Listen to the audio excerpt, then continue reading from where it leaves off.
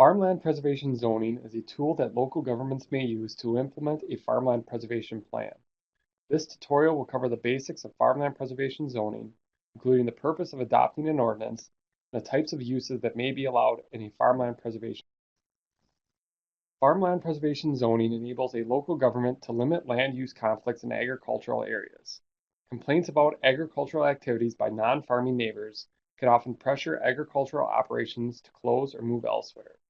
Farmland preservation zoning restricts allowable uses in the Farmland Preservation District to include agricultural activities and compatible uses in an effort to help protect farmland for the future.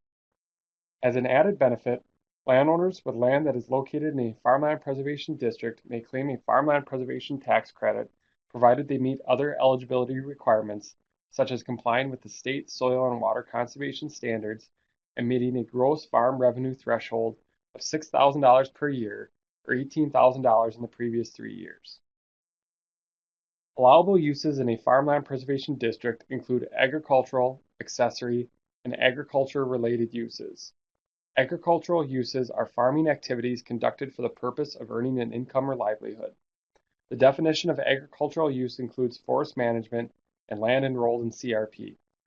Accessory uses include those buildings, structures, or activities that are part of the farm operation or an unrelated side business that has little to no impact on the farm. Agriculture-related uses are buildings such as agricultural storage, production, or processing facilities that may not be located. A local government may also choose to include certain compatible uses in the Farmland Preservation District. These uses include open space and natural areas, as well as transportation, utility, governmental, and nonprofit community uses.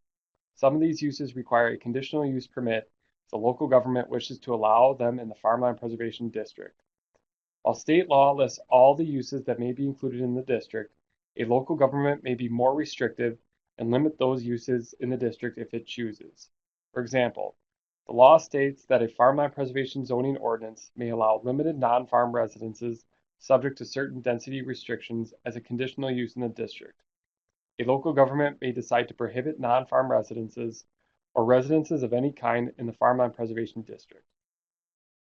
In order for land to be zoned for farmland preservation, the land must be planned for farmland preservation in the county's farmland preservation plan. Not all land that is planned for farmland preservation must be zoned for farmland preservation, but all land that is zoned for farmland preservation must be planned for farmland preservation. This requirement helps protect the public investment in the farmland preservation program. First, land may only be planned for farmland preservation if it is not planned for non-agricultural development within the next 15 years. Second, land may only be zoned for farmland preservation if it is planned for farmland preservation. Third, landowners whose land is covered by a farmland preservation zoning ordinance may claim a farmland preservation tax credit.